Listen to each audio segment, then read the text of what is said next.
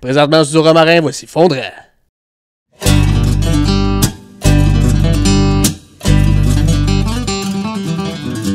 Fondran remercie ses partenaires. Faneuf Équipement Agricole, c'est une grande famille comptant 8 succursales au Québec. Un partenaire engagé qui vous aidera peu importe l'âge ou la couleur de votre machine. Après tout, c'est votre croissance agricole qui compte.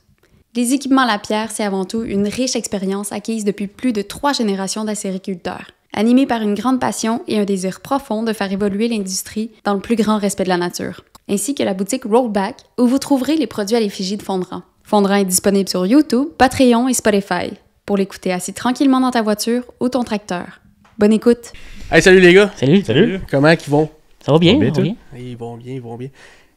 Aujourd'hui, petit sujet qui touche un petit peu de personnes. C'est assez...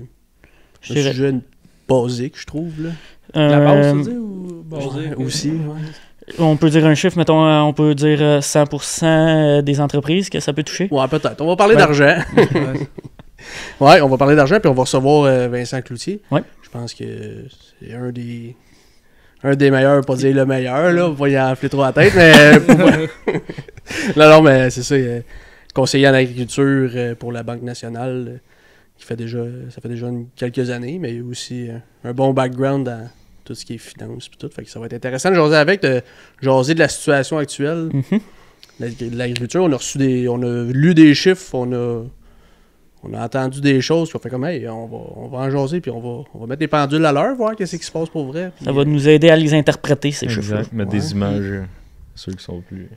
Ouais, c'est ça. C'est ça. C'est comme, on s'est fait pitcher pas mal d'affaires, puis là, t'as une minute, là, on va... Mettre les points CI. C'est ça. Exact. Fait que là, on sirote quoi de bord pendant un podcast? Tu veux siroter, toi, aujourd'hui? Ouais. Ça va faire du bruit si on... La fonderie, les gars, qu'est-ce que vous en pensez? D'accord. Pas mal ça. Hein? On est parti là-dessus pas mal. Bon. Amène ça, Marty. On va prendre ça. En 111 comtés, Mm-hmm. École des cantons, on peut s'en procurer. Oh, ouais. Là, cette petite bière-là, elle va être bonne. Là. On dit tout le temps, mais elle va être bonne cet été. J'ai hâte cet été. Dans pas long, là. Non. Je me suis promené vite baissé encore aujourd'hui. Hein. On est bien. Ah ouais. Non, c'est ça. Allez vous procurer cette bière-là exclusivement à la Récolte des Cantons. Allez voir Ben, peut-être. Des fois, il est là, tu sais, dans la boutique. Je sais pas. Ça vaudrait la peine, tu sais, Ouais. voir le beau Ben. Ça vaut au moins le détour. Ça vaut le détour! Ben, Juste pour ça. Yes! Fait que, bon, ben, la situation économique en agriculture en ce moment est dure à suivre, puis est dure à prédire. Fait que ces derniers temps... Dernier temps, 3-4 dernières années. Ouais, avec la pandémie, Ouais. là, après ça, la guerre en Ukraine, tout ça, on dirait, on prévoit telle affaire à cause de telle affaire. Là, en fait, ça n'a pas été ça. Puis, fait que... Il y a les changements climatiques, les guerres, les pandémies, tout qui fait que ça change. Ouais. Ça change les affaires. Il y a des années. Ça fait 5 ans que je suis dans le domaine de la vente, puis ça fait 5 ans qu'on dit que c'est des années exceptionnelles. Fait que, c'est sûr que dans les 5 prochaines années, ça va être une année exceptionnelle à chaque année aussi. Ils sont toutes différentes. Ouais, c'est ça. Yes. Fait qu'on va recevoir notre invité pour en jaser. Yes. On est prêt? Ouais. Mais on a Martin qui aime les dates. Mais là, on va recevoir aujourd'hui un gars qui aime les chiffres. Fait qu'on reçoit un conseiller en agriculture et agroalimentaire de la Banque nationale du Canada. On reçoit Vincent Cloutier. Ben, salut Vincent. Salut! Merci d'avoir accepté l'invitation. C'est vraiment gentil. Merci de m'inviter. Je suis honoré d'être avec vous autres, messieurs. Ouais, t'es honoré. Caroline, c'est gentil. Non, mais c'est vrai. Non, mais c'est vraiment cool. Je pense que on était dû d'avoir une petite mise à jour sur tout ce qui est le côté économique de l'agriculture. Puis très, très content de te recevoir. Pas mal d'affaires à discuter. Ouais, une c'est belle ça. conversation. Ouais, c'est ça. Fait qu'en partant, si tu voudrais te présenter pour les auditeurs. Ben oui, mais moi je suis agronome, je suis dans le monde agricole depuis 30 ans si je compte mes années de travail agricole à l'adolescence. Okay. On en reparlera donc de ce que j'ai fait au cours des 20 dernières années. Je suis père d'un grand ado de 15 ans et puis copropriétaire d'un petit lopin de terre en Estrie où on essaye de faire un peu de sirop d'érable. En fait, on a réussi cette année, c'était notre première récolte. On a fait 35 beaux gallons de sirop. Il est bon, s'il vous plaît, on a déjà hâte à l'année prochaine. Tout pas mal, c'est tout l'érable, là, en Estrie, habituellement. En fait, la terre, elle est divisée en deux. La portion du fond est très feuillue. OK. La première portion est très résineuse. Donc, on a le bois de construction qu'il nous faut pour faire nos bâtiments.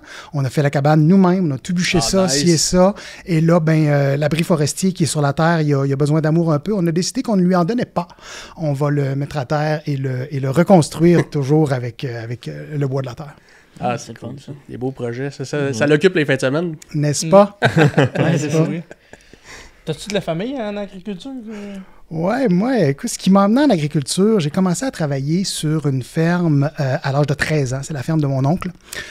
Donc, la famille Cloutier à Lévis sont dans les œufs de consommation. Mon oncle Ghislain est sur la ferme encore avec son fils Jacques. Et puis, ils ont 60 ou 65 000 poules pondeuses. Et moi, je travaillais là quand j'étais ado. C'est Ghislain qui m'a fait aimer l'agriculture. Je veux dire, j'aimais beaucoup ce que je faisais là-bas. Et pour moi, pendant l'adolescence, c'est devenu clair là, que ma vie serait en agriculture. Autour de l'agriculture ou en agriculture? Ouais. C'est clair. C'est clair. Qu'est-ce qui a fait que ça a penché? T'sais, parce que tu n'avais pas l'option d'être la relève de cette place-là? Ou... Je dirais, si j'avais été fils de producteur ou productrice agricole, j'aurais peut-être pris la relève d'une entreprise. J'ai peut-être pas eu le courage ou le guts de faire un démarrage non apparenté. Mm-hmm. Indiscutablement, c'est une profession que j'aurais aimée. OK. Juste là, le travail que je fais dans le bois, bûcher, faire un peu de sirop, ça a beau être un hobby de fin de semaine, j'aime ça viscéralement et j'aurais pas été malheureux si j'avais fait ce genre de métier-là pour gagner ma vie. Mais est-ce que j'aurais été aussi heureux qu'avec le travail que je fais là? Je le sais pas. Parce que j'adore ce que je fais. Ouais. Je suis dans le monde agricole, donc sur le marché du travail depuis 22 ans maintenant et j'adore ce que je fais jour après jour. Ben, je veux dire, ça paraît que t'adores ça. Ça paraît. C'est le plus beau compliment que vous pouvez me faire, messieurs. Ça paraît ce que tu fais, Vincent, ça paraît que tu aimes ça. Ouais. Ça me touche d'entendre ça. Un, c'est vrai. Et deux, voilà, je trouve ça touchant de me le faire dire. Merci. Ben, ça fait plaisir. On parle gros de monde passionné en agriculture, mais il faut dans ce domaine-là aussi que tu sois passionné pour faire ça. Là. Ah ouais. C'est comme, tu peux dire, un peu deux passions que tu as réunies ensemble. Là. Exact. Puis Le meilleur des mondes. Ouais. Avoir démarré, tu serais allé vers quelle production? Ah, écoute, je pense que j'aurais été dans le lait. Ouais. À l'été 2001, j'ai passé l'été en Ontario sur une entreprise donc qui élevait des Thor Holstein pour les voisins. Donc la business, il élevait des Thor Holstein à forfait. Donc on était dans un milieu laitier, la récolte des fourrages, etc. J'adorais ça. Le travail d'équipe, l'intensité, des fois récolter, ensiler jusqu'aux petites heures du matin, voire même plus. Il y avait une énergie qui était demandée, mais que j'aimais fournir aussi. Donc, je pense que j'aurais été... je sais pas si j'aurais été bon, mais j'aurais aimé ça.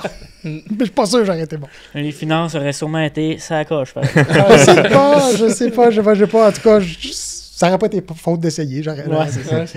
Parce que toi, à l'université, c'était agroéconomie ou c'était... En fait, non. J'ai fait un bac en agronomie spécialisé en sciences animales, Okay. donc poules, vaches, cochons. Et puis, j'ai fait une maîtrise ensuite de ça, spécialisée en gestion agroalimentaire parce que dans le courant de mon bac, c'est devenu clair pour moi que je voulais que ma carrière soit en économie, en politique agricole. C'est ce qui me branchait beaucoup. Donc, après le bac, j'ai fait une maîtrise en gestion agroalimentaire.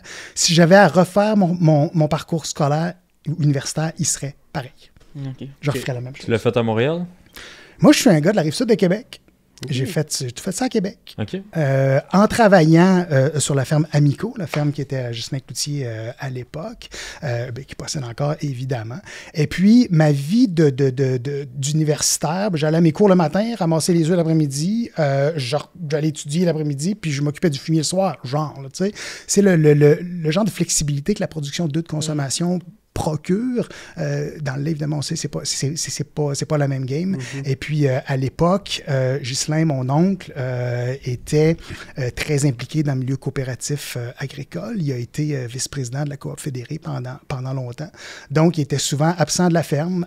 Donc, j'avais l'honneur et le plaisir, puis la responsabilité de m'occuper de la ferme pendant ses absences. J'ai très, très beau souvenir de ça. Bonne affaire. Tu veux-tu nous parler un peu de ton cheminement pour te rendre à la Banque nationale où tu es aujourd'hui? Oui. Écoute, j'ai commencé à travailler, moi, en novembre 2002 à la Confédération de l'UPA. Et j'avais une job d'économiste à l'époque. Je m'occupais de commerce international, de sécurité du revenu. Ensuite de ça, en 2005... Je suis allé au producteur de bovins du Québec, toujours dans la grande famille de l'UPA. Donc, 2 ans après que la vache folle ait frappé en Alberta. C'est ça, j'avais demandé 2005, c'était... Oh oui, monsieur. Ça s'est passé le 20 mai 2003. Okay.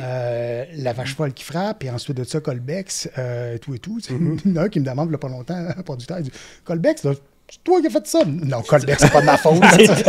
Alors, ensuite de ça, entre 2010 et 2016, j'étais économiste principal à la Coop fédérée, qu'on appelle maintenant Solio.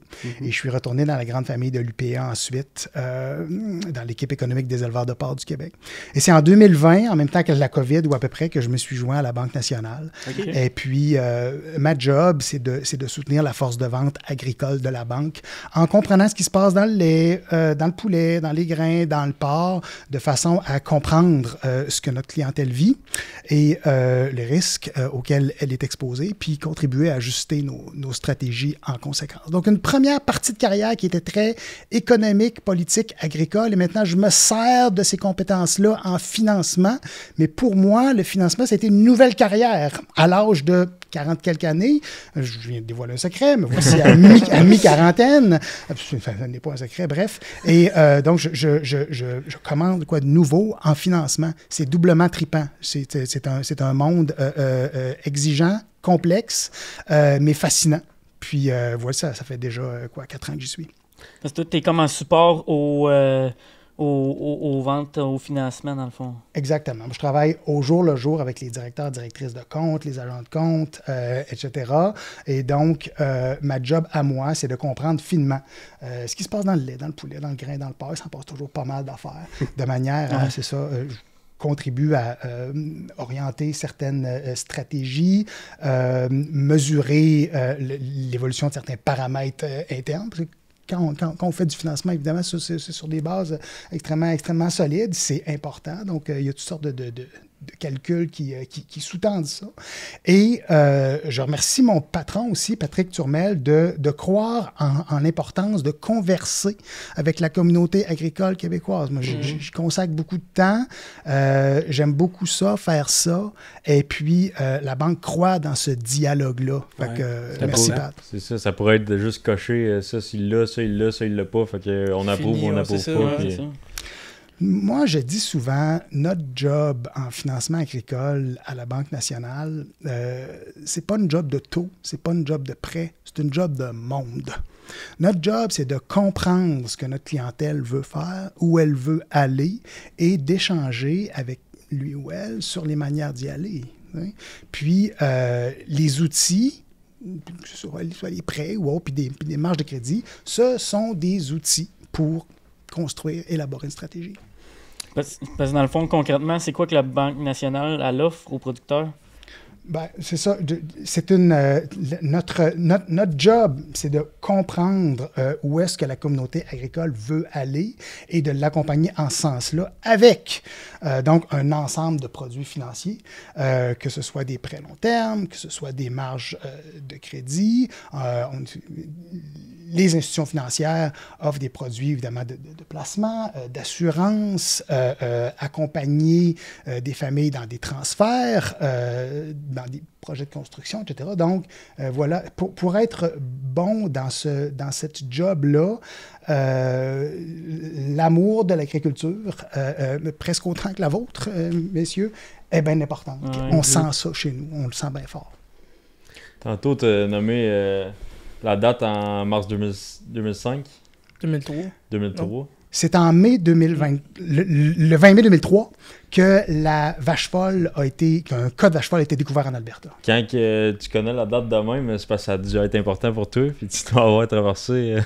Le 20 mai 2003, je me rappelle, c'est un confrère de la financière qui m'appelle en après-midi, puis on discute de d'autres choses. Puis on avait une réunion la semaine d'après. Et là, il dit Vincent, telle réunion, on va la planifier comme ça, mais sache que ça pourrait dégénérer. Là. OK. Pourquoi tu C'est dis rassurant. ça? Qu'est-ce qu'il y a, là, tu sais? Ben, il y a un cas de vache folle en Alberta, donc les frontières sont fermées, puis le bœuf, le lait, puis les vaches de réforme. OK, oui, ça a été très, très marquant. Parce que nous autres, 2003, on était quand même jeunes. Ouais, là. c'est ça. On est des 96, mais un cas de vache folle, le fait que toutes les frontières ont fermé. Et C'est quand même, aujourd'hui, lorsqu'on pense à ce cas de vache folle-là, on ne peut s'empêcher de penser aux conséquences d'un cas de peste porcine africaine ici. Ce n'est pas impossible. Évidemment, il y a énormément de travaux qui sont faits pour se prémunir contre ça et pour se protéger contre cette éventualité-là. On ne peut pas l'exclure. Et puis, s'il y avait un cas de peste porcine africaine qui était découvert, ben là, tu ne peux plus exporter de porc pendant un certain nombre de mois. Et on exporte à peu près les 2/3 de notre production porcine au Canada. Donc, vous imaginez, là, le raz de marée, ce serait rough, là. Ce serait dur. Donc, aussi grave que ça l'a été avec la vache folle à l'époque. Mais moi, je veux dire, ça a été un coup très dur. Mais la production bovine s'est relevée de ça. Et la production canadienne bovine, présentement, traverse une belle période, là. Donc, je veux dire, des obstacles comme ça sur le parcours, il y en a. Il y en aura. L'idée, c'est de, se prémunir contre les risques de l'environnement d'affaires et mitiger ces risques-là, évidemment. Mais quand tu dis la production au Canada, mais la production au Québec, ça a-tu plus affecté? Ou ça a comme... Je dirais pas plus ni moins. OK. Il y a à peu près les 3/4 de la production bovine canadienne qui sont en Alberta. Ouais. Là, si je pense aux bovins de boucherie, là. Mais la production laitière canadienne est dans l'est du pays. Québec, Ontario pour les 2/3 ou à peu près. Là. Et ça a fait s'écrouler le prix des vaches de réforme, évidemment, parce qu'on exportait beaucoup. Donc, on a mangé la volée, nous aussi. Là. On a mangé la volée. Il y avait comme une passe, un revenu de moins qui venait de se perdre parce que là, tu étais carrément pogné avec ta vache. Et quand ce revenu-là équivaut à peu près au profit de l'année, tu dis, moi là, je rentre dans le rouge, là, tu sais, ça fesse, là. Puis on n'est comme pas habitué à ça parce que la gestion de l'offre est un système fantastiquement efficace qui fait depuis 60 ans ou à peu près ce qu'on attend de lui, c'est-à-dire générer une stabilité de revenus, une rentabilité plus stable que dans d'autres secteurs d'activité. Maintenant, quand ça vient subir une jambette comme ça, là, wow, ça shake le pommier. Ouais. Non, c'est sûr. On va mettre la table sur des sujets plus précis qui se passent en ce moment. Puis, dans le fond, je vais te demander des questions, me répondre rapidement à des chiffres rapides juste pour un peu situer qu'est-ce qui se passe. L'impact économique de l'agriculture au pays, c'est quoi? Majeur. 1 emploi sur 9, des milliards de PIB, je n'ai pas les chiffres exacts, là, mais 1 emploi sur 9, je pense que ça dit tout, c'est majeur. OK. Faut que tu changes de statistique. Il va falloir que je change ma statistique. Je disais 1 sur 8. En tout cas, on n'est pas loin. 1 sur 8 et demi. L'impact des importations? Des exportations puis importations. Ouais, on est un grand exportateur agroalimentaire. Lorsqu'on met en perspective nos exportations, lorsqu'on les compare avec la population canadienne, lorsqu'on on les met en relation, on est un des plus grands exportateurs agroalimentaires au monde. Okay. Un peu comme la Nouvelle-Zélande, un peu comme les Pays-Bas. Bon. On exporte énormément de canola, énormément de blé, énormément de porc, de bœuf. Les exportations de sirop d'érable ici sont très, très importantes, particulièrement au Québec. Parfait. Puis le produit le plus exporté, puis lui le plus importé? Le plus exporté, j'oserais croire que c'est du canola. OK. Ah oui? Oui. Et ça m'étonne, ça. Il faudrait peut-être revérifier les chiffres. On est un très grand exportateur de canola. Et puis, dans les produits agricoles importés, sans doute l'un des fruits populaires, là, bananes, oranges, OK. pommes. Mais on exporte, excusez-moi, on importe aussi pas mal de porc puis de bœuf. Ça peut paraître curieux parce Ouais. qu'on est des grands exportateurs, mais ça dépend des coupes et des moments de l'année aussi. Là. Ouais, ok, on exporte, mais on importe d'une autre façon. On exporte des coupes qu'on a moins de besoin, puis on importe ce qu'on a plus besoin, dans le fond. Et voilà. Et Ok. voilà. Puis, je sais pas si tu as eu le temps de chiffrer. Démarrer une entreprise laitière de taille moyenne aujourd'hui, ça coûte combien? Hey, j'ai sorti quelques chiffres. Puis c'est des chiffres que vous connaissez, mais ça aide à mettre en relation l'importance de la chose. Là. Une ferme laitière de taille moyenne, une centaine de kilos? Ouais. Mettons, ouais. 100 kilos? on dit? Ouais, ça, Ouais. mettons 75 vaches. Fait que là, on est rendu un peu en haut de 100 kilos, même 75 vaches. Là, Ouais, ou dépend à de peu ta près, production. Ouais, dépendant ouais, d'eux. ouais, Mais ouais. mettons 100 kilos. Le quota est à 2,4 millions. C'est ça. OK. Ça prend combien de terre? Comment de terre? Mais bref.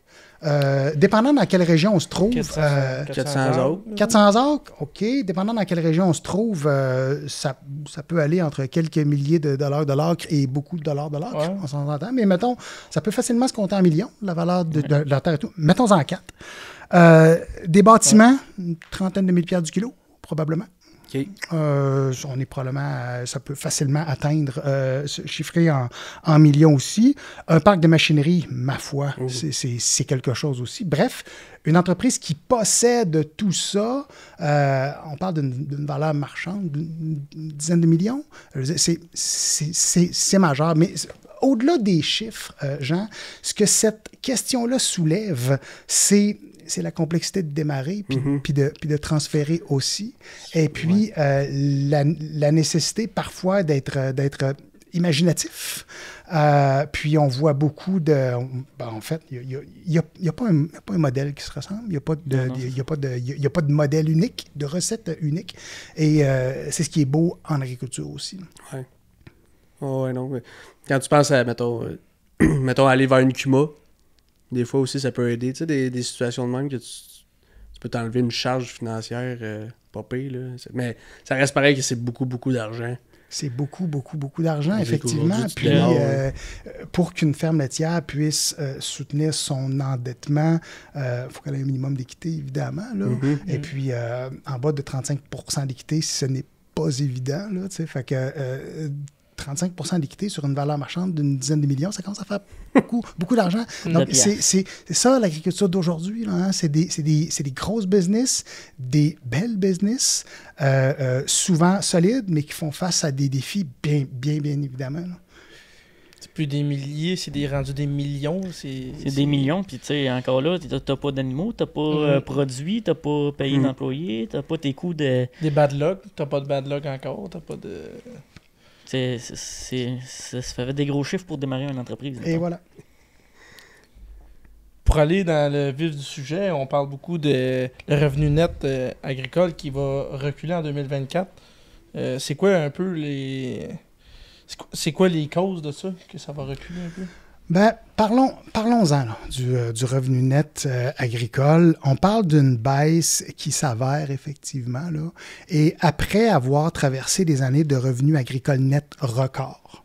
2020 puis 2021, les chiffres sont assez têtus. Là. Ça a été globalement des années records en termes de revenus nets agricoles. Donc, puis c'est des mots moi, que j'ai prononcés souvent depuis que je suis à la banque. Comme je vous disais, les faits sont un peu têtus. Maintenant, Vincent n'a pas parlé de record en 2024. On n'est plus dans des années records.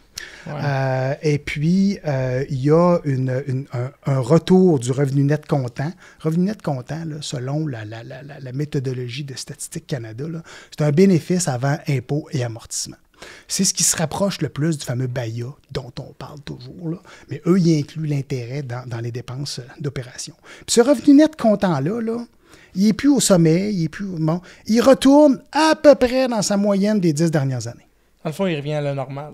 Ben là, quand c'est la moyenne des 10 dernières années en chiffre absolu, là, compte tenu de l'inflation qu'il y a eu, compte tenu qu'une pièce aujourd'hui, c'est pas comme une pièce en 2010, c'est une année pas facile. On le voit puis on le sent. Donc, évidemment, les marges qui étaient générées dans le grain en 2020-2021 ont été historiques. plutôt 21-22, ont été historiques. Il y a eu des belles années globalement dans d'autres secteurs de production. Les taux d'intérêt ont baissé au début de la COVID. Donc là, on est dans un autre environnement là, présentement. Et puis, cette difficulté-là, cette pression-là, ben oui, on la sent, on la voit. Puis les taux d'intérêt, ils sont pour quelque chose aussi. On revient comme à l'opposé de ce qu'on était, que ce qu'on était en 2021, mettons. En termes de taux d'intérêt ou en Ben, termes de revenu net agricole? Un peu de tout, là. Ben, écoute, c'est ça. Le revenu net agricole, tu regardes les données 2020-2021, t'es au sommet. Alors là, on ne l'est pas. On ne l'est pas au sommet. Et il y a un certain nombre de causes pour ça. Moi, j'ai toujours évidemment un certain inconfort à parler de l'agriculture comme un tout. Parce qu'il y a de la gestion de l'offre, il y a du sirop d'érable, qui est sous gestion de l'offre aussi, mais différemment, entendons-nous. Il y a des légumes, il y a du grain, il y a du porc. Bon, c'est très, très hétéroclite. Donc, il faut, pour bien comprendre ce qui se passe, ça nécessite de plonger de façon un peu plus spécifique dans chacun des secteurs de production. Mais globalement parlant, oui, effectivement, 2020-2021 ont été des sommets. Là, ça ne l'est pas. Là. Il y a plus de pression. Là. Puis tu dis, ça revient au stade où ce qu'on était, mais comme tout est... Tu sais, la main-d'œuvre est plus chère, la machinerie est plus chère, le taux d'intérêt est plus cher. On revient au même niveau, mais les revenus sont pas au même niveau au final, dans le fond. Que En fait, que l'inflation. Le revenu net comptant, tel qu'observé par Statistique Canada. Et là, je parle du revenu net comptant, là, bénéfices avant impôts et amortissements. Si je m'appuie sur les chiffres que Agriculture Canada a publiés, on est au niveau de la moyenne des 10 dernières années. Mais une pièce en 2024, c'est pas une pièce en 2010. Non, c'est ça. Hein? Donc, voilà, ça sert plus et on est en dessous de la tendance des 20 dernières années. Et pourquoi est-ce qu'on a entendu ou est-ce qu'on lit des chiffres encore plus dramatiques que ça? C'est parce que Agriculture Canada, quand il fait sa prévision de revenus pour 2024, il prévoit un revenu net comptant, c'est ce qu'on vient de parler, bénéfice avant impôts et amortissement. Bénéfice avant. Mais quand il ajoute l'amortissement, là, ça s'effondre, ça tombe à peu près à zéro. Pourquoi? Ben là, l'amortissement, évidemment, on ne parle pas du quota payé-terre, ce n'est pas des actifs amortissables, mais c'est l'amortissement des machines et l'amortissement des bâtiments. Leur valeur a augmenté fortement depuis quelques années. Vous êtes producteur agricole, messieurs, vous voyez. Donc, dans la formule, valeur de bâtiment et valeur de machinerie qui augmente, mathématiquement, ça fait un amortissement qui augmente, donc un revenu net réalisé qui tombe. Fait que là, évidemment, cette réalité-là d'investissement dans la machine ou les bâtiments est très différente d'une ferme à l'autre. Ouais. Mais ce que ça soulève comme question, là, je veux dire, je le vois bien, moi, tous les coûts de construction qui ont explosé. Je le vois bien, le coût d'un tracteur ou d'une presse à foin. Je veux dire, il fut un temps où une pièce de la force à peu près. Ouais, on est loin de là. 2 pièces de la force, t'es encore loin, quasiment. T'es encore loin. Regarde, on est dans un autre ballpark, comme dirait Molière. Donc là, il y a cette nécessité-là de renouveler graduellement un parc de machinerie, de renouveler des bâtiments et de les améliorer. C'est évident, ça ne s'arrêtera pas, ça. Mais cette pression-là, elle devient énorme, elle devient grosse. Donc, le défi d'investir dans la technologie, le défi de faire croître ces bâtiments, si on veut croître, moi, quand je regarde ces données-là, il m'apparaît encore plus grand qu'ailleurs. Donc là, la communauté agricole québécoise, elle est et canadienne et mondiale, elle est constamment pressurisée pour s'améliorer, toujours être plus efficace, pour réussir à payer, supporter ces investissements-là. C'est ça que les données disent. C'est ça que les données disent. Et c'est ce que l'on constate aussi. Et ce n'est pas, c'est pas facilité lorsque la charge d'intérêt double et même triple, là.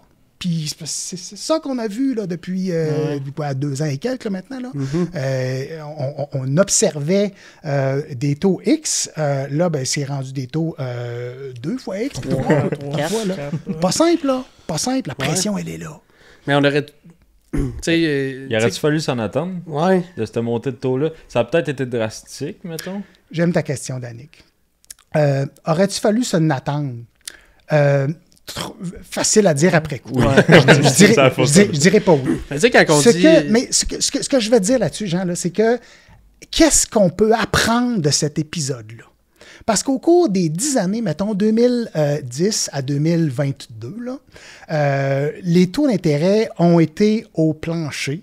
Des taux directeurs de la Banque du Canada de 0,25, de 0,5, ça voulait dire des taux de base des institutions financières entre 2 et 3 %. On a flirté avec ça pendant longtemps. Ça coûte rien de l'intérêt, ça coûte rien de l'argent. Puis là, on a comme oublié que ça pouvait monter.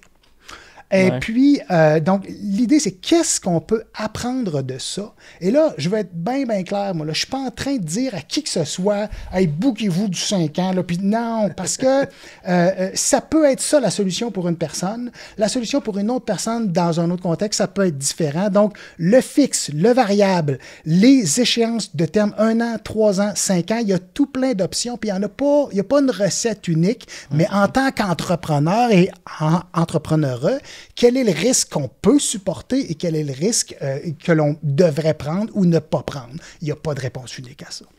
Ouais, c'est ça, c'est du cas par cas. C'est clair. Dépendamment où tu es rendu dans ton entreprise et comment ton entreprise est en santé aussi. Là. C'est clair. Clair. Quand on fait, mettons, un prêt hypothécaire à la caisse ou à la banque,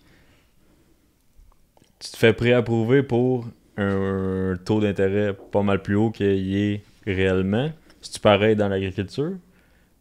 Il y a des taux de qualification, effectivement, là, qui existent dans toutes les institutions financières et c'est nécessaire, sage, même prudent, de s'assurer qu'on peut faire face à différentes éventualités. Donc, quand on budgète, il faut être conservateur sur la charge d'intérêt, sur les rendements qu'on peut avoir, etc. Donc, oui.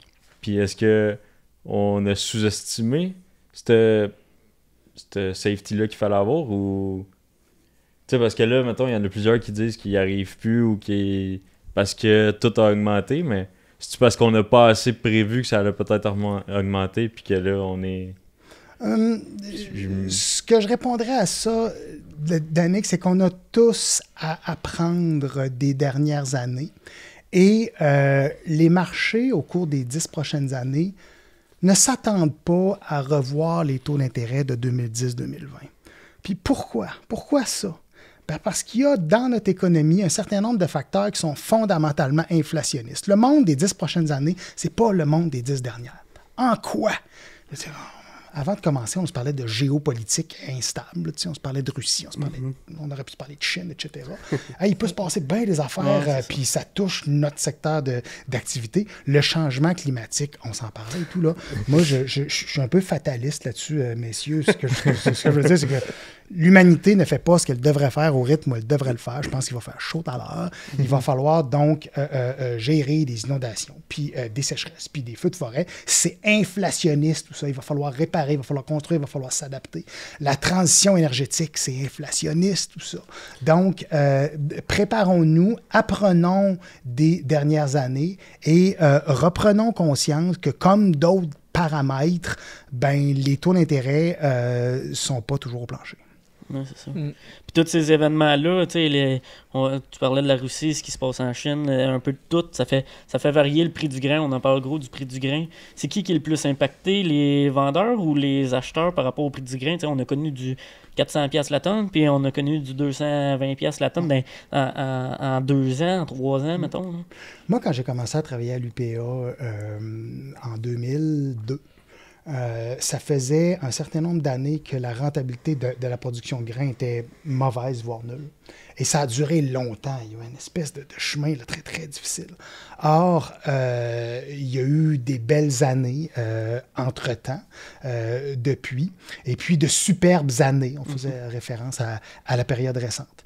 En même temps, pendant ce temps-là, ben, les producteurs de porc, ils achetaient du maïs à 375$. Puis du tourteau de soya extrêmement cher aussi. Ceci pendant que la valeur de découpe de viande était, mettons, ordinaire. Ça fait des marges historiquement négatives. J'ai parlé à quelques reprises des marges dans le grain qui ont été superbes en 2021-22. En 2023, les marges dans le porc à l'échelle mondiale ont été historiquement négatives et mauvaises et basses. Fait que là, présentement, au moment où on se parle, la moulée c'est pas mal. Donc, malheur des uns fait le bonheur des autres et vice-versa. Ouais, c'est ça qu'on observe dans le marché présentement. Des situations comme ça nous font réaliser à quel point un outil comme la gestion de l'offre, qui est unique au monde, nous font réaliser à quel point c'est efficace pour les autres consommations de poulet, dindon, lait. Faudrait-tu mettre une gestion de l'offre sur le grain? On est un des plus. On est un, per capita, là, un très, très grand exportateur de grains. Donc, Ce serait pas vraiment possible. c'est qui arrêterait d'en produire? Ouais, Si on ajuste la consommation à notre production nationale, c'est qui les à peu près 90, je n'ai pas fait les calculs, là, mais c'est qui les à peu près 90% dans l'Ouest canadien qui arrêtent de produire? Ouais, il va en avoir des pas contents. Là. Ben, Ouais. Quand on parle, on sort à l'extérieur du Canada, tout le modèle qui est en ce moment, le modèle de mondialisation, de libre-échange, on voit un peu les impacts aujourd'hui de ça avec la guerre en Ukraine, le fait que, bon, là, il y a des engrais de la Russie qui n'arrivent plus au Canada, ça fait monter les prix. On a comme tout un peu misé de pays en pays avec l'exportation des autres. C'est-tu encore le modèle à suivre aujourd'hui? Je dirais, on est un très grand exportateur agroalimentaire, puis on n'est pas malheureux qu'il y ait du monde qui achète notre bœuf, notre porc, notre sirop d'érable. Donc, cette libéralisation-là, cette mondialisation-là, ces échanges-là, on en profite aussi beaucoup. Ouais. Puis on exporte aussi beaucoup de produits forestiers, on exporte de l'énergie, bref. Mais donc... en même temps, de l'autre côté, pour certaines industries, on a choisi avec grand succès de se limiter à notre marché domestique pour le lait, le poulet, les œufs. Donc, au Canada, on réussit à naviguer à travers cette espèce de dichotomie-là avec un succès, ma foi, fascinant. Et puis, moi, je ne vois rien qui ébranle cette cohabitation-là. Je pense que la gestion de l'offre est très solide et qu'elle va continuer encore. Et je pense que de plus en plus, l'Amérique va devoir nourrir l'Asie du Sud-Est. Qu'est-ce que je veux dire par là, là? La population mondiale, elle croît en Asie du Sud-Est beaucoup et il n'y a pas dans cette région-là du monde ce qu'il faut pour se nourrir. Donc, qui est mis à profit, l'Amérique du Nord ou l'Amérique du Sud? Il n'y a pas les terres là-bas pour... Ça marche pas. Là. Ça marche pas. Mathématiquement, ça ne fonctionne pas. Donc, on est sollicité pour ça. Je me dis, si on veut réussir à nourrir la planète, nous sommes, en tant que pays,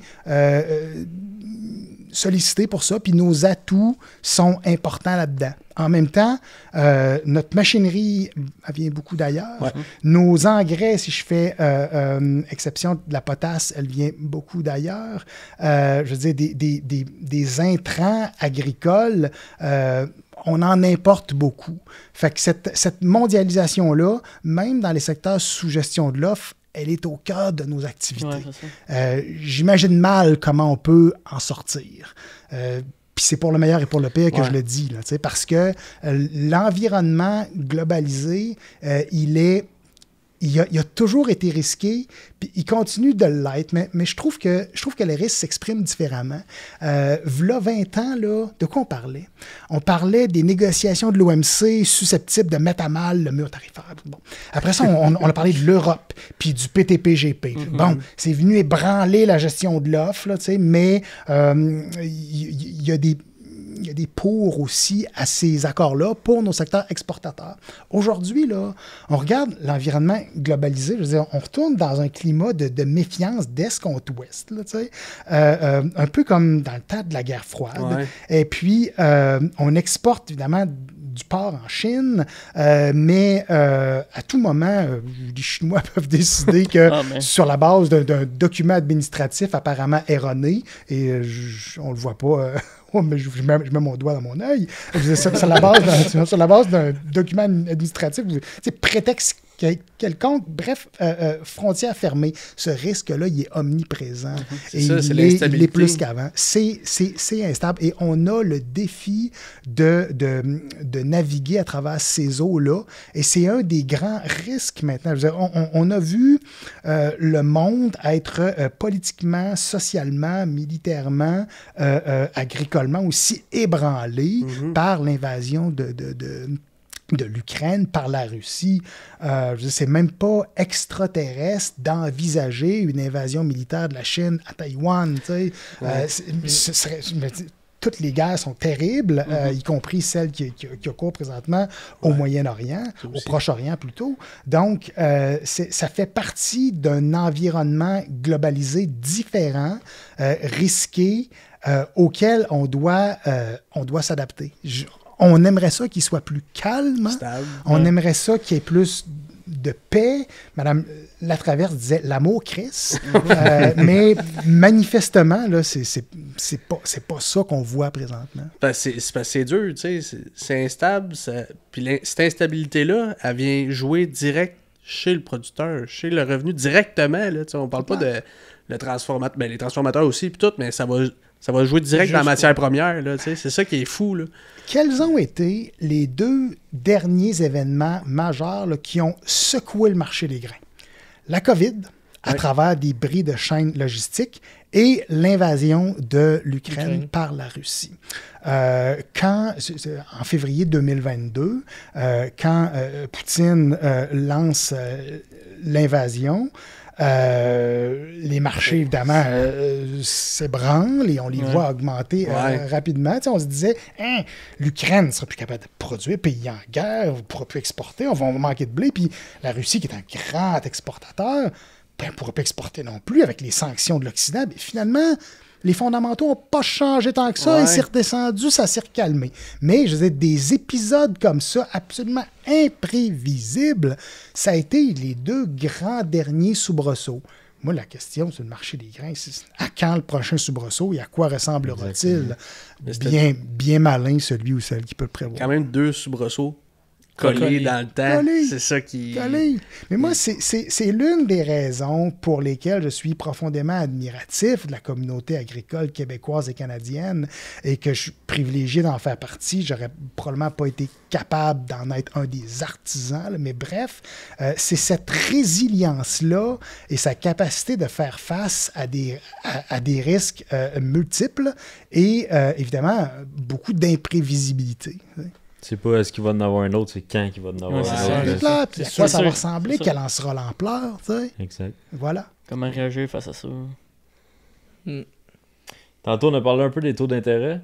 Les gens à la maison, ils comparent plus un peu avec les taux d'intérêt hypothécaires d'une maison, mais ça se reflète comment dans le taux hypothécaire d'un secteur agricole? L'impact de la hausse des taux d'intérêt en agriculture, c'est majeur. Pourquoi? Parce que ça prend 7, 8, 9, 10, 11 $ d'actifs, donc de valeur de capital, pour générer un dollar de revenu. Et ça ne s'observe pas dans le reste de l'économie. Ça prend beaucoup d'actifs, des terres, du coton, puis des tracteurs, etc., pour générer du revenu. Donc, lorsque le coût de ce capital-là augmente, ben ça fesse pour de vrai. Et là, ben, c'est ce qu'on a vu depuis 2 ans et quelques maintenant, 2 ans et quelques mois. Là. La hausse des taux se fait sentir et ça frappe. Maintenant, Statistique Canada calcule et publie ce qu'il appelle le ratio de couverture des intérêts. Ce qui expose à travers ça, c'est la capacité de l'agriculture canadienne à faire face à sa charge d'intérêt. Et qu'est-ce qu'ils observent au Québec et en Ontario? Même si au début des années 2000, les taux étaient pas mal élevés, entre 2010 et 2020, les taux étaient vraiment au plancher. Le ratio dont je vous parle là, il est pas mal stable dans le temps. Il bouge à peu près pas au Québec et en Ontario. Pourquoi? Pourquoi? La réponse, c'est les politiques agricoles. Les politiques... Quand la Commission canadienne du lait observe le coût de production du lait, ben, elle calcule, elle observe, elle enquête la charge d'intérêt. Et ça joue sur le prix du lait. Même chose lorsque les coûts de production sont faits dans les secteurs sous ASRA, puis les revenus stabilisés sont calculés, les charges d'intérêt sont calculé là-dedans. Bref, je ne veux surtout pas banaliser l'impact de cette augmentation-là. Elle est significative, mais elle montre encore une fois l'efficacité de nos politiques agricoles. Le fonctionnement, l'économie de l'agriculture, ça va-tu quand même bien? Parce que, tu sais, tu viens de dire l'ASRA, là, il y a une partie des contribuables là-dedans. Quand on dit d'acheter local, tu sais, c'est la population, c'est les citoyens, il faut qu'ils achètent local, que des fois le produit est plus cher, puis qu'ils ne comprennent pas pourquoi il est plus cher.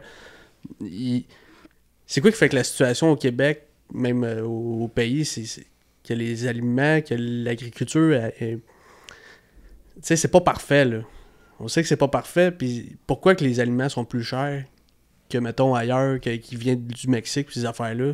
C'est quoi qui fait ces différences-là? Tu sais, la bouffe québécoise et canadienne, je suis le premier à être profondément convaincu que c'est une bouffe de qualité irréprochable, de classe mondiale et même plus. Il y a un coût à ça, évidemment. Et le niveau de vie de la population canadienne, il est meilleur que dans une majorité de pays du monde.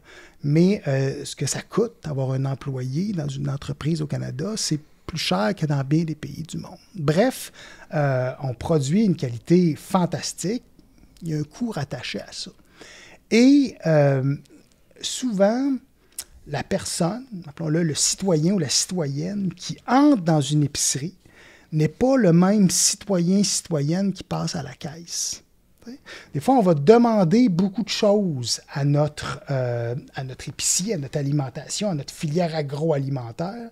Mais quand on va arriver, surtout en période d'inflation comme ça, en période de ralentissement économique, quand on va arriver devant un choix dans une tablette, le prix revêt encore énormément d'importance dans les décisions d'achat.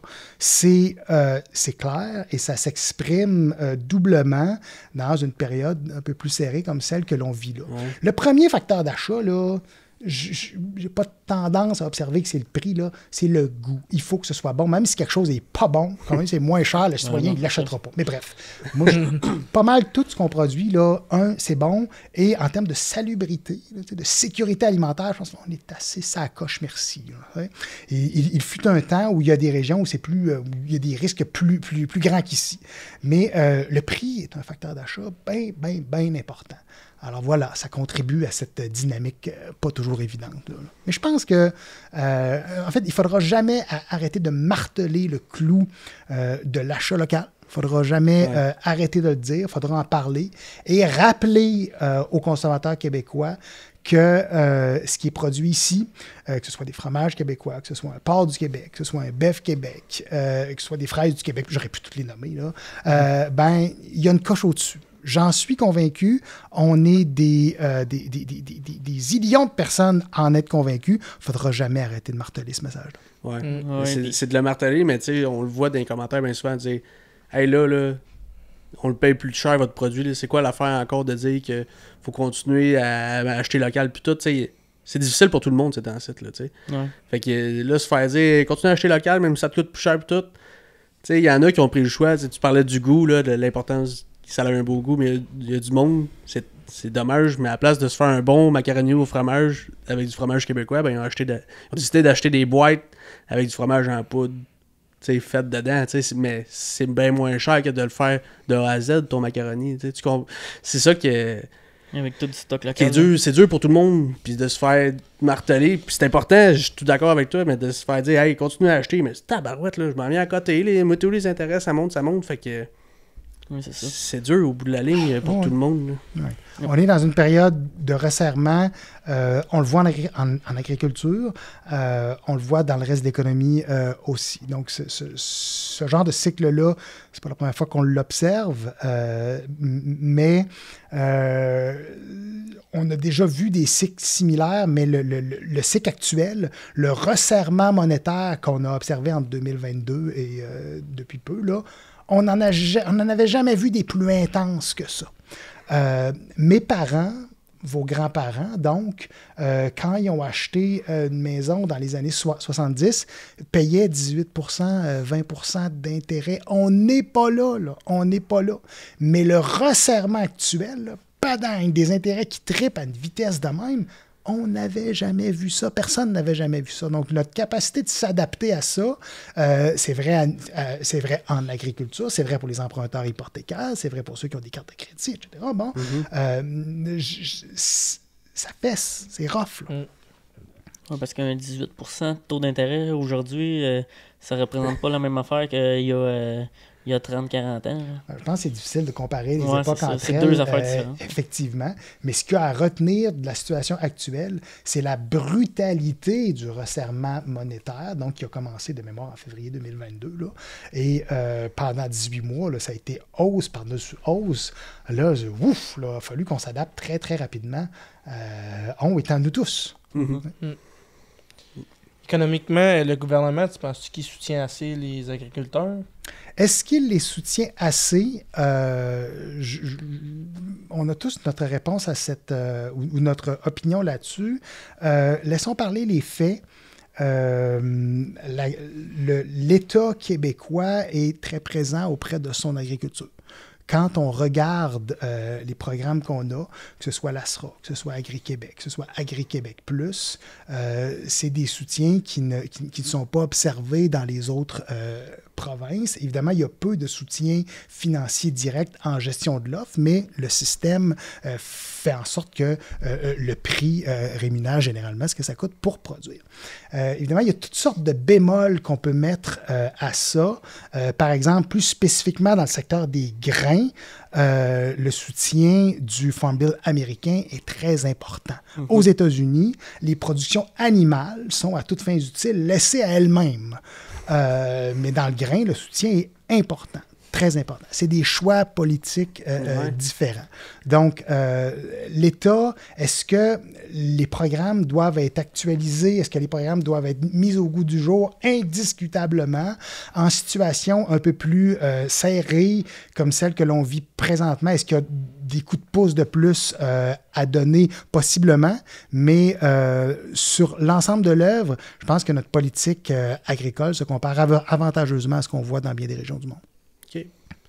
Content d'entendre ça. Ouais, c'est... Parce que, tu sais, c'est le message qu'on veut te donner ces temps-ci, tu sais, que toutes les manifestations, tu sais, c'est un meilleur soutien du gouvernement. Mais, tu sais, le soutien, c'est-tu monétairement directement ou c'est un soutien plus avec des programmes ou, tu sais, il y a une différence à avoir aussi? Tout ce qui est législation aussi. Ouais, c'est ça. Moi, c'est ce que j'entends aussi, là, tu sais, que l'intérêt exerce une pression importante et je le vois, moi, dans mon métier, là, c'est mon quotidien. Et lorsqu'une charge d'intérêt double, voire triple, ça exerce une pression importante. Ce que j'entends aussi beaucoup, puis ça a été encore plus fortement verbalisé en France il y a quelques semaines, ben là, c'est une pression réglementaire qui était devenue, aux yeux de la communauté agricole française, exagérée. Et là, on entend un discours similaire à ça au Québec. Donc, il y a comme une espèce d'équilibre qu'il faut retrouver là-dedans. Et moi, je suis très, très sensible à la cause de la communauté agricole présentement qui se mobilise pour s'assurer que le cadre financier, réglementaire, politique, etc., permet à nos entreprises de fleurir et surtout d'être transférées parce que on veut que la jeune génération, vous autres, messieurs, s'intéresse à l'agriculture et croit en son futur. Tu sais, je veux dire, c'est une industrie qui est là depuis toujours et elle le sera pour toujours. Tu sais.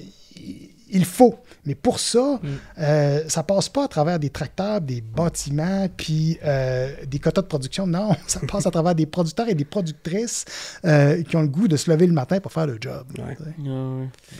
Puis pour que tout ça se maintienne à court puis à moyen terme, y a-t-il des stratégies pour les nouvelles entreprises pour aider à prévoir ces variations du marché-là? Ou, Moi, je dirais que l'un des plus gros atouts de la communauté agricole québécoise, de ce que moi j'en connais, que je la côtoie depuis une trentaine d'années, l'un de ses plus grands atouts, c'est son instinct.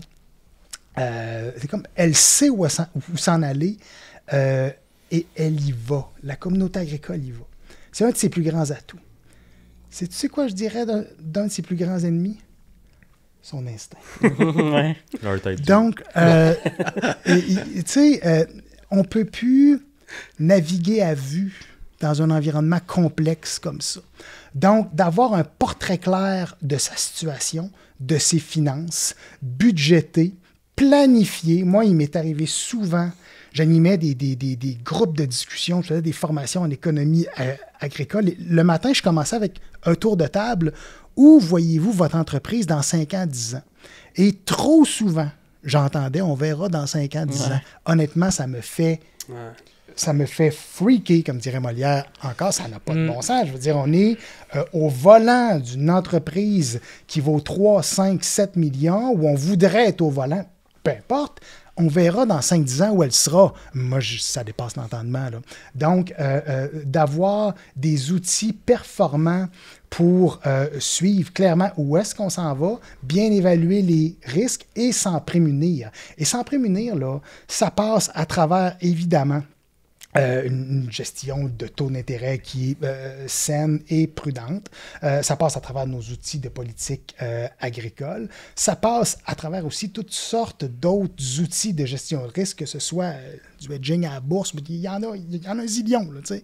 Et les risques, ils sont multiples. Il faut les analyser, les voir venir et s'en prémunir. Je pense que les nouvelles générations, ils regardent plus ça. J'en vois des agriculteurs, puis souvent la nouvelle génération qui arrive, mais passe plus de temps à calculer dans le bureau qu'à travailler dans le tracteur. C'est pas la vision qu'on a toujours eue de l'agriculture étant plus jeune, mais je pense que les agriculteurs, la nouvelle génération, travaillent à améliorer cette section-là de leur entreprise qui est la plus importante aujourd'hui. Qui est névralgique. Il y a évidemment énormément de temps qui y est consacré. La formation de la communauté agricole est, ma foi, fascinante et fantastique. Moi, mes meilleures séances de formation, c'est quand je vous côtoie, vous, là, puis que je vous questionne sur votre métier. Moi, c'est comme ça que je reste à la page. Donc, et puis, il y a beaucoup de travail qui se fait aussi pendant les travaux au champ. Ce que je veux dire par là, il y a des machines qui fonctionnent assez bien tout seuls. Ils ont besoin de surveillance, là. Mais... ils ont besoin de poids sur le tracteur, sur le siège. Peut-être, c'est ça. Puis pendant ce temps-là, vous ne regardez pas le toit du tracteur. Là. Vous travaillez, vous êtes actif. Puis, moi, je veux dire, quand je vous entends parler des marchés, des grains puis des fertilisants, etc., vous êtes au courant bien plus que n'importe qui. Mais vous le suivez, vous êtes actif, vous en mangez, sans mauvais jeu de mots. Donc, cet amour-là qui est très, très viscéral, il est fondamental. Pour te tenir à la page, toi, tu vas-tu encore d'informer autant qu'avant, ou tu lis des articles, ou comment tu fais pour t'informer? À tout coup que je peux visiter une ferme, je le fais quand même assez souvent, ce sont indiscutablement mes meilleures opportunités de formation. C'est comme ça que je reste à la page. Maintenant, je lis beaucoup, je compile des statistiques, je parle à mes collègues, à mes confrères, consoeurs aussi de dossiers de financement X, Y, Z, ici au Québec, en Ontario, dans l'Ouest canadien. Donc, un ensemble de façons pour moi de rester à la page. Et puis, mon travail agricole de fin de semaine, je parlais du sirop au début, moi, ça me permet beaucoup de rester connecté sur la réalité agricole parce que c'était notre première saison de sirop à mon associé et moi. Et là, lorsqu'on a commencé ça, là, je sais pas, là, ça amène beaucoup d'humilité, s'embarquer en agriculture. C'est pas facile. C'est pas facile de faire couler les érables puis de produire un beau sirop de qualité, là, puis garder l'eau. Bref. Alors, gérer des fermes de l'ampleur des vôtres, c'est immensément plus compliqué. Ma petite activité de fin de semaine m'aide à comprendre votre réalité aussi.